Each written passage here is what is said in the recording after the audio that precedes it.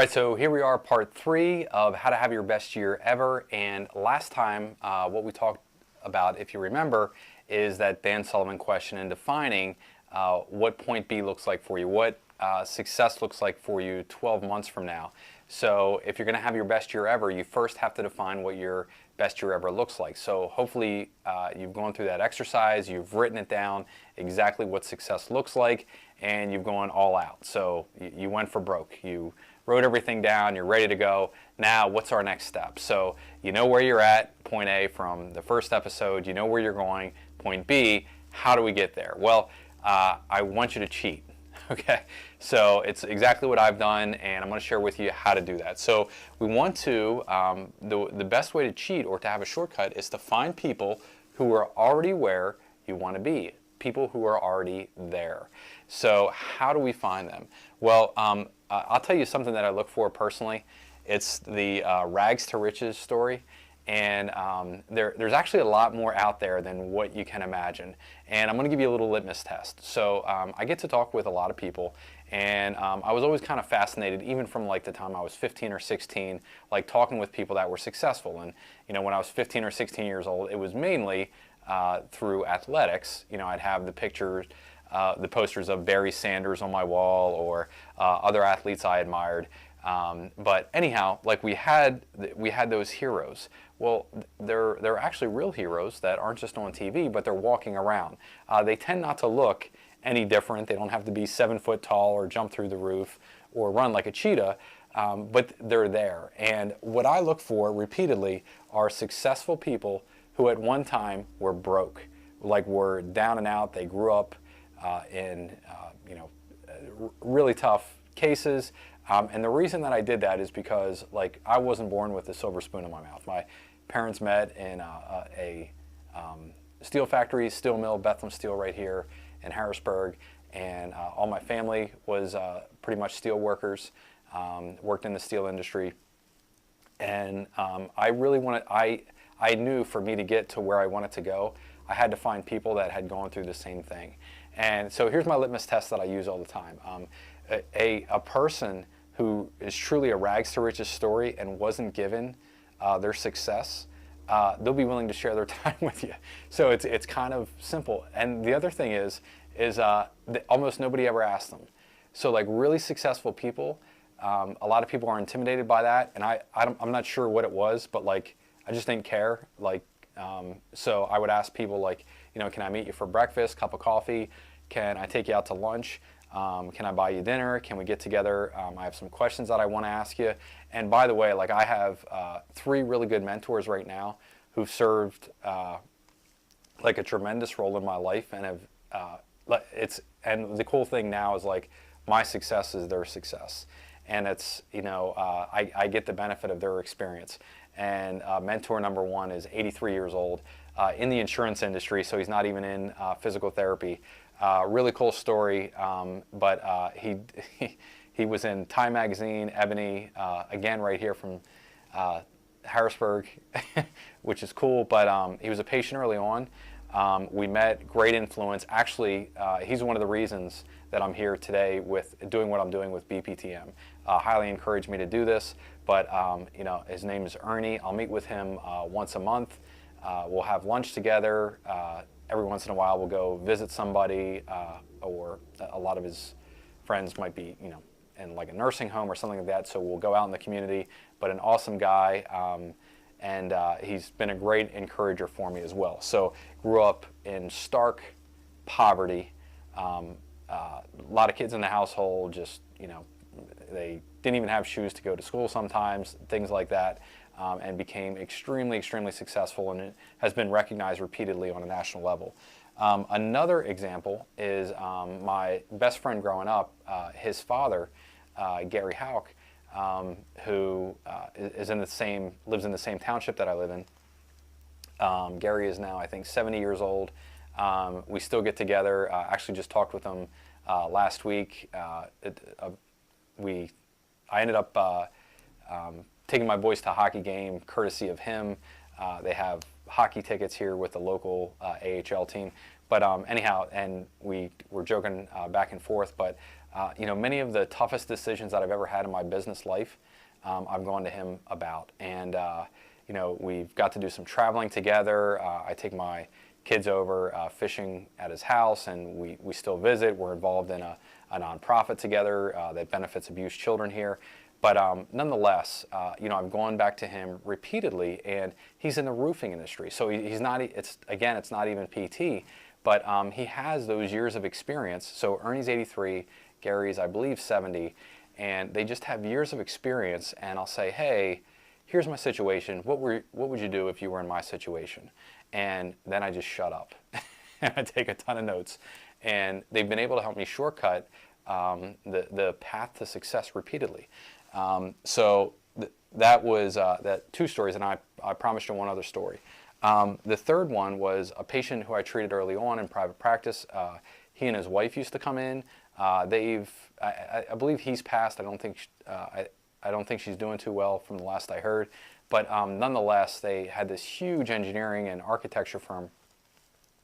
And they would tell stories about how they had 4 kids, all the children were young, and how he would do the plans, the blueprints, and they taught the 7-year-old and the 10-year-old how to crank out these blueprints on a machine that they would put on the kitchen table.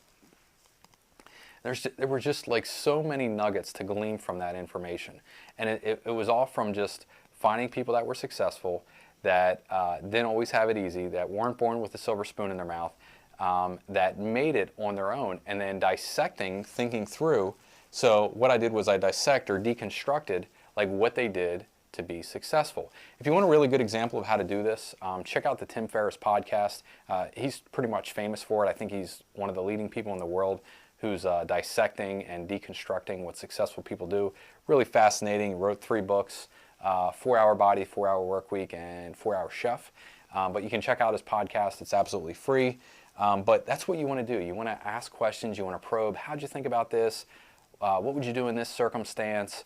Etc. And see how they think. Because the way that they got to where they're at today because of what they thought and what they did. And you want to go through that same process. So once you do that and you identify that, and by the way, many times they won't understand, they won't have the magic answer. Nobody ever asked them the type of questions that you're going to ask them. And but I mean, show genuine interest in them. Find somebody that you really like to talk with, and then you want to write down, what did they do? You want to think about that. What did they do? Well, most of them worked really hard. So they worked long hours. They went through that process. Most of them they realized early on that they were their own best investment.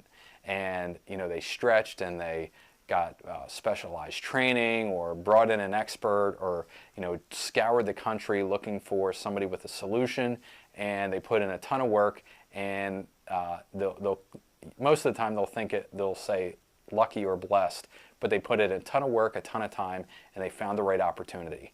And they had the wherewithal to take advantage of it. And that's what catapulted them to tremendous success. So you want to tease that out and figure it out, deconstruct it, and then find out exactly what they did. But it usually involves hard work. So what you're going to do is you're going to go through and find one person, find a mentor to interview. And I'm going to tell you a really quick and easy way to do it. So in BPTM, in Breakthrough PT Marketing, what happens is every owner that goes through our Killer Marketing Program, which is now up over 500 owners have gone through the program, they're invited. It's called a private group. It's within Facebook. And I'll show you a screenshot of some of the wins that people have shared in there. But what has happened now is, I don't know about you, but when I got into private practice PT in the beginning and physical therapy, I noticed that at least in my area here, people were ultra competitive with each other. And if I was winning, then the only way that I could win is if you were losing. And the only way that you could win is if I was losing, because we were so reliant on physician referrals. Well, guess what? That has gone away. And we know that our numbers are anemic. You heard that on a State of PT panel where we only have a 9% penetration rate. That's just for back pain. Most other conditions are worse. So there's a ton of business out there. There's a ton of information. And what we've created within this secret Facebook group, it's called the Breakthrough PT Marketing Inside Circle. Again, it's for all owners that are going through killer marketing or are killer marketing alumni and have progressed on to the more advanced programs. People get to share in there. And then we protect the culture and the integrity of the group. Actually, somebody just messaged me about that, where we took away some negative comments and actually addressed the owner immediately about that, just because we wanted to protect the integrity of the group. We want to place, I know the thing that I've always looked for in the trenches of private practice PT is it's really easy to feel lonely, and that stark competition feeling where we're only relying on physician referrals of yesteryear, like that creates a really lonely feeling for a lot of us. And I wanted a place where I could share with other private practice owners that I trusted and that had high integrity and high character, and were pushing the envelope in terms of being a thought leader within private practice and attracting direct access patients with direct access marketing. So we've created that group, and it's really, really cool. And again, I'll share some posts about how people have helped each other out, have shared, and I mean, there are a lot of kingpins there in private practice right now that are absolutely crushing it, experiencing tremendous growth, and lifting each other up. So it's a really cool part to be part of that community. So what you could do, what I would do if I were you, and this amazed me because we host a quarterly event.